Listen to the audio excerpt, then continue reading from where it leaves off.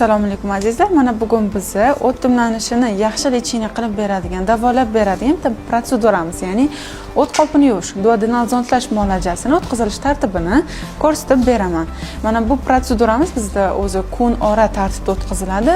Kurs lecheniyasi 5 ta 7 ta protseduradan iborat. Mana shu o't dimlanish orqasidan keladigan har xil turdagi gastroezofageal refluks kasalliklarida, 12 barmoqli ichak yara kasalliklarini davolash fonida hamda kislotalik fonini yetarlicha sifatli tushirish uchun ham mana shu protseduramiz kursidan foydalaniladi. Demak, biz bemorimiz tomoqlarini og'riqsizlantirishimiz kerak. Demak, magneziydan foydalanamiz. O't haydash maqsadida uni eritib olamiz.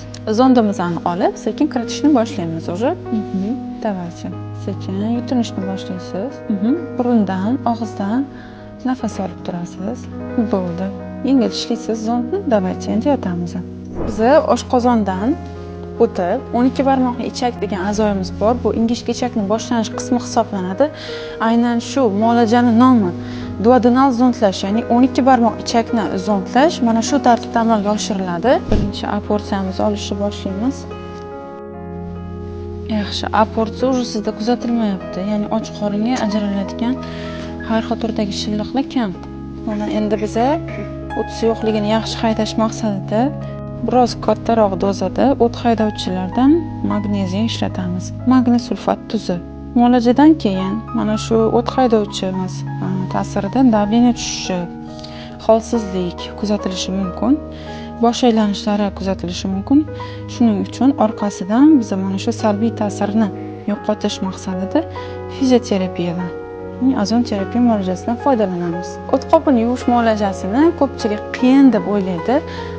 Demak, boshidagi aynan shu o'qchish reflekslarining kuchliligi hisobiga ko'pchilik bu muolajadan qo'rqadi. Lekin biz bularga patsientlarga tushuntirish beramiz. Demak, dastlabki muolaja kunlarida o'qchish reflekslari kuchli bo'lishi mumkin. Chunki bu organizmning reaksiyasi yot moddaga nisbatan. Lekin baribir bu holat o'tib ketadi. Muolajamiz mana shu tartibda davom etadi. Ya'ni 10 daqiqadan keyin sekin astalik bilan biz shu o't suyuqliklarni har xil porsiyalardan ajratishga harakat qilamiz. Oshqozon-ichak sistemasi kasalliklarini to'liq davolash bo'yicha bemalol bizga murojaat qilishingiz mumkin. Opisaniyada raqamlarimiz keltirilgan.